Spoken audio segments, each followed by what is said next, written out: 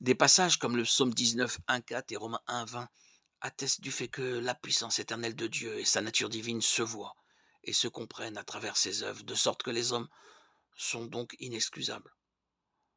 Pourtant, ils continuent de nier Dieu et ceux qui admettent son existence ne peuvent le connaître pleinement et être sauvés sans qu'il ne les attire à lui. Seuls ceux qui ont été attirés par la révélation spéciale, par la puissance du Saint-Esprit et la grâce de Dieu viendront à Christ. Concrètement, ceux qui sont attirés au salut le ressentent de plusieurs manières. D'abord, le Saint-Esprit nous convainc de notre état de péché et notre besoin d'un sauveur. Jean 16, 8. Ensuite, il suscite en nous un intérêt nouveau pour les choses spirituelles et crée en nous un désir sans précédent pour ces choses.